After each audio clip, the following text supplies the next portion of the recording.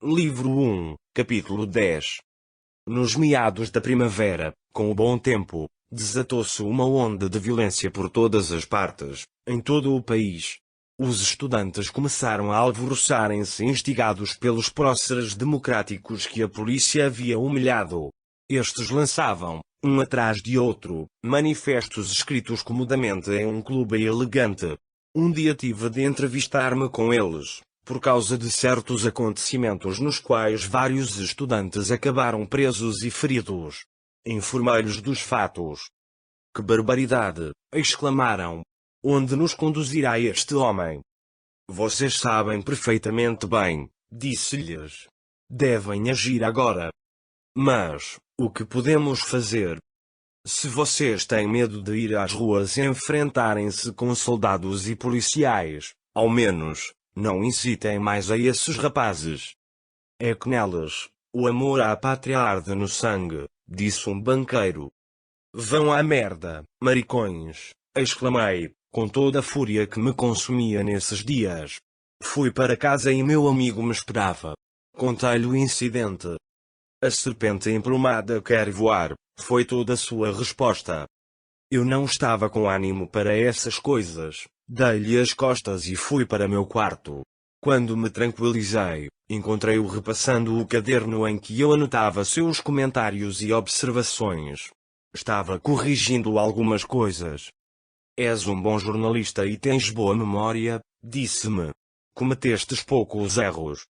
De cada coisa notável de meu amigo, não só havia anotado suas palavras, senão que descrevera a cena com luxo de detalhes, nomes, lugares, datas, etc. Pediu-me que destruísse toda referência pessoal, tudo o que fosse um lugar, uma fachada, um nome. Deixei somente os fatos que podiam retratar-lhe e dessas notas saiu este relato. Muitos dos espiões e agentes secretos, com os quais eu havia tido contato, tinham fugido a tempo. Os inimigos destes agentes, a serviço de outro país, começaram também a vigiar-me mais estreitamente. Já não cabia dúvida que meu jogo estava descoberto. Um dia soube que alguns espiões que me conheciam estavam presos. Como de costume, confiei tudo a meu amigo e ele me disse: "Os que estão presos te delatarão, os que fugiram, falaram de ti em outros países. E estes estão te usando. Que fazer?" Disse-lhe: "Recupera tua hombridade. Ou entrega-te arbitrariamente, conta toda a verdade, ou segue até o fim e venha o que venha, seguirei até o fim." Disse-lhe com esperança de que ocorresse algo a meu favor. Começava a sentir certa repugnância até de mim mesmo e confiei isto a meu amigo. "É natural", disse. "O sonho se converte em pesadelo porque já se dissipa o efeito das drogas psíquicas que tens tomado durante todo este tempo. Mas não te desesperes. Algum dia tu descobrirás o enorme segredo da confissão e seu valor, e então saberás que a serpente emplumada pode voar." Foi nesses dias quando descobri que meu amigo era um ator consumado, que podia mudar sua aparência quase à vontade e que podia transformar-se em quem quisesse. O incidente que me permitiu esta nova descoberta começou certa noite em que alguns políticos, com os quais eu estava em estreito contato na conspiração, chamaram-me com grave urgência. Marcamos um encontro longe do centro da cidade. Quando eu saía de minha casa, agitado ante o tom de urgência com que haviam me chamado, encontrei meu amigo. "Ocorre algo grave. Fulano está me chamando." "Acompanha-me", disse-lhe. O problema era que um dos conspiradores, diretor de um jornal de oposição e que tinha, nesta época, uma circulação bastante notável, havia recebido uma advertência confidencial. Nessa mesma noite iriam detê-lo e encarcerá-lo. Ele não duvidou da veracidade do aviso. Tinha sido avisado por um policial que iria tomar parte ativa no assunto. Este policial devia certos favores de consideração ao diretor e, além disso, estava sendo pago pelo grupo conspirador. O problema era ajudar o diretor a fugir e pensávamos que sua fuga poderia ser utilizada com fins de propaganda. O urgente era, no entanto, fazer-lhe desaparecer antes que a polícia o capturasse. Discutíamos vários planos quando meu amigo interviu.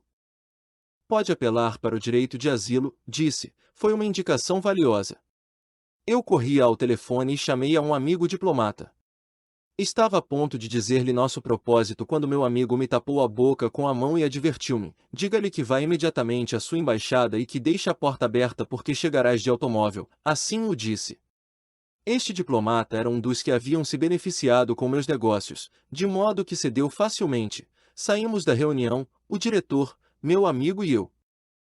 Tomamos um táxi e quando estávamos a ponto de dar a direção da embaixada, meu amigo deu uma direção completamente oposta. Viajamos durante meia hora em silêncio. Detivemo-nos em uma pastelaria noturna. Só quando estávamos sentados em uma mesa, dei-me conta do porquê das precauções de meu amigo. A polícia havia nos seguido. Eram dois agentes que não podiam dissimular sua condição. Vi como um deles telefonava. Meu amigo também o viu e disse: não se atrevem a agir sozinhos. Estão pedindo ajuda. Agora utilizaremos um truque muito antigo. Dizendo isto, pôs-se em pé e partiu para o banheiro. Nós o seguimos. Em um WC trocou de roupa com o diretor. Ambos eram mais ou menos da mesma altura. Fizemos depois uma saída deliberadamente suspeita, um por um, enquanto os agentes da polícia nos olhavam. Reunimos-nos os três na esquina e vimos os dois agentes aproximarem-se de nós com péssimo fingimento. Quando estavam relativamente perto, meu amigo iniciou uma comédia de forma tão natural, que quase caí de costas. Fez uma despedida aparatosa, convidando-nos para o dia seguinte em tal lugar e a tal hora. Eu estava perplexo. Meu amigo havia imitado com perfeição a voz e a entonação do diretor do diário. Até caminhou da mesma maneira. Aproximou-se da calçada, chamou um táxi e partiu. Em poucos minutos vimos como os agentes partiram atrás dele. O diretor do diário e eu estávamos assombrados. Ele disse: foi muito nobre o gesto de teu amigo. Quem é? Eu não respondi. Ao ver a polícia partir atrás dele, invadiu-me um estranho temor. Estava muito bem informado acerca dos métodos da polícia para ignorar a sorte que lhe esperava se lograssem apanhá-lo. Comecei também a sentir uma ira abrumadora contra esse jornalista, que estava agora a salvo e livre do perigo de ser torturado pela polícia. Em troca, meu amigo, não só o maltratariam, confundindo-o inicialmente com o diretor, senão que terminariam dando-se conta da verdade dos fatos no dia seguinte, quando a Embaixada X notificasse o governo acerca do diretor que havia sido asilado. Enquanto eu pensava todas estas coisas, este homem que estava comigo falava de um modo mais insuportável. Eu não prestava atenção. Mas logrei agarrar uma frase com a qual terminou um discurso. A luta pela liberdade de imprensa, certamente, é amarga. Esta frase caiu sobre mim de tal forma que não pude menos que sentir um desprezo indescritível por todos os conspiradores deste tipo, homens que sempre utilizam os sentimentos alheios para saírem livres e depois prosperarem com o sacrifício alheio. Maricã, gritei cheio de raiva.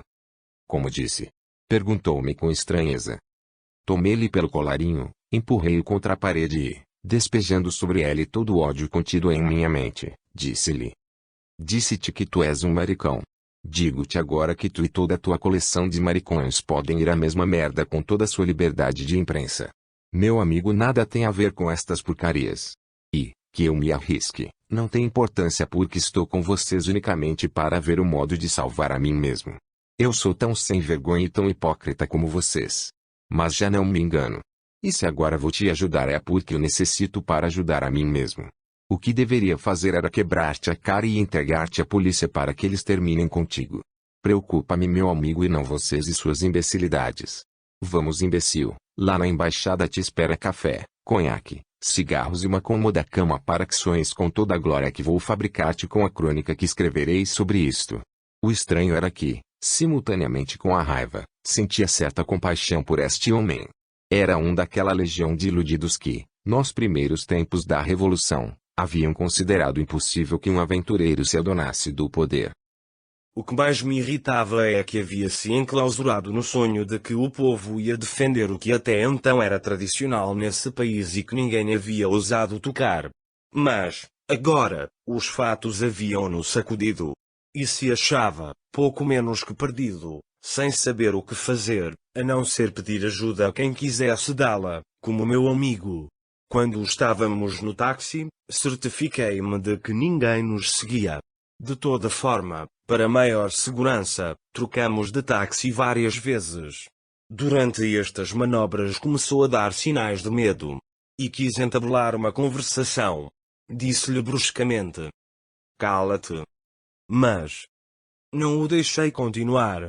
Tomamos o primeiro táxi que passou e partimos até a Embaixada X. Tens dinheiro contigo? Perguntei ao diretor. Tirou sua carteira e disse-me: quanto necessitas? Tudo isso, disse-lhe e arranquei a carteira de sua mão. Vou ficar sem um centavo.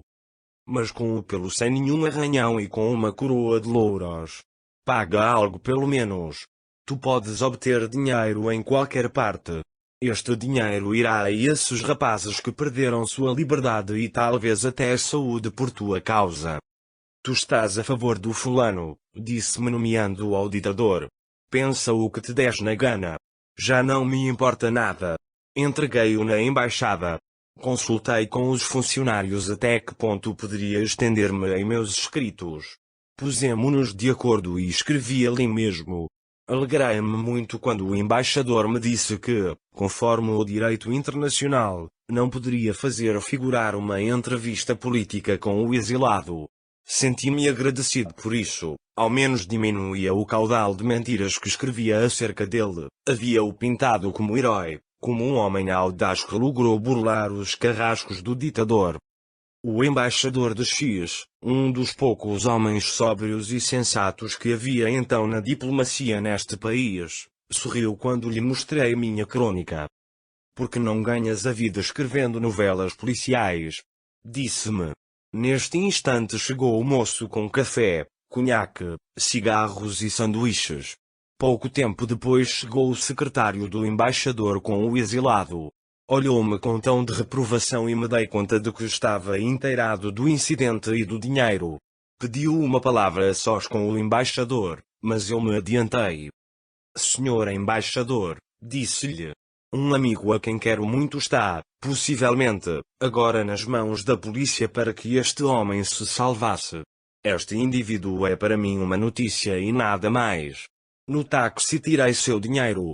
Aqui está, e coloquei a carteira sobre a mesa. Não o contei, mas vou ficar com ele e o uso que o darei é coisa minha. Nesta crônica o senhor viu como digo que este homem, em um gesto final, entregou uma forte soma para ajudar a causa e aos que lutam pela liberdade. Pois vou converter essa auréola em uma verdade literalidade. Vocês são testemunhas de que este homem, agora, faz esta doação voluntariamente. O embaixador estava incomodado. O secretário, surpreendido ante minha audácia. O exilado me olhava com a boca aberta. Mas, o mais surpreendido de todos, era eu mesmo. Não quero de forma alguma me justificar denegrindo a esses revolucionários de salão, mas tampouco posso deixar de mencionar que me produziam já um asco insuportável, e que este asco se estendia a mim mesmo. Dava-me conta de que estava pegando um homem caído, um homem que havia colocado sua vida e sua liberdade em minhas mãos.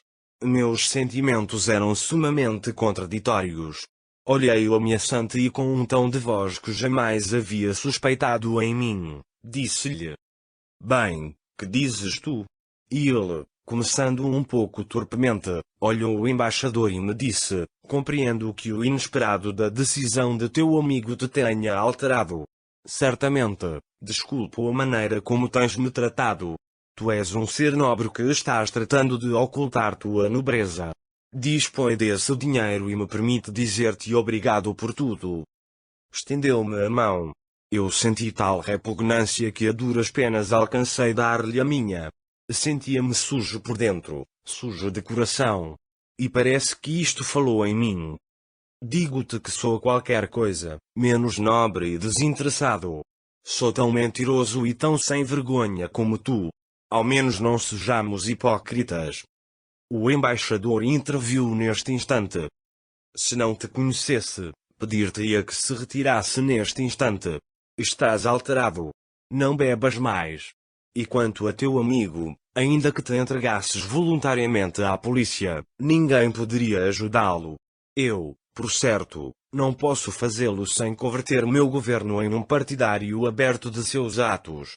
Demos por encerrado este fato. Oficialmente só sei que o senhor veio pedir-me asilo e eu lhe outorguei. À parte disso, não sei nada mais. Trocamos meia dúzia de frases protocolares. O exilado se foi com o secretário. O embaixador fechou a porta e ficamos a sós. Conversamos durante um longo tempo sobre coisas que nada correspondem a este relato. Quando nos despedimos, disse-me: o único que te peço é que não me convertas a embaixada em um hotel. Já passamos por isso na Espanha e estou um pouco velho para essas coisas. Nessa noite, não pude dormir, pensando na sorte do meu amigo. Mas na manhã seguinte, à primeira hora, meu amigo se apresentou em minha casa. Eu estava com os olhos irritados pela falta de sono e pelo excesso de álcool que havia bebido durante a noite toda. Seu sorriso me infundiu ânimo. Joguei os braços em cima dele e estive a ponto de chorar de alegria. Porém ele me acalmou com seu tranquilo: não percas a cabeça. Preparamos café. Antes do jejum, fez-me tomar uma solução efervescente e me aconselhou: não te cairia mal um banho turco. Seria interessante ver a este gordinho da polícia transpirar junto conosco, referia-se ao agente que seguia meus passos. Eu lhe contei todo o ocorrido na noite anterior e esperava que me reprovasse, mas o único que me disse foi: já começaste a dar-te conta de que a liberdade que todos falam é um mito fabricado por eles mesmos e para si mesmos. Começaste a ser sincero contigo mesmo. O que agora sentes como repulso é justamente o primeiro prelúdio da liberdade, mas eu lhe roubei o dinheiro, abusei da sua condição. Eu tenho bastante dinheiro e, além disso, deixei o embaixador em uma situação incômoda. Às vezes sabemos muito de coração, mas nossa inaptidão mental distorce tudo. Mas não importa. O interessante é que não te ocultaste atrás de alguma frase altisonante para justificares tua violência. E quanto ao embaixador, não te inquietes. Tem-te visto como eu te vejo. É um dos nossos. Quem são os nossos? De que se trata? Disse-lhe: já os irás reconhecendo com o tempo. Quem tem olhos para ver reconhece sempre os seus. Por outro lado, esse dinheiro te fará falta.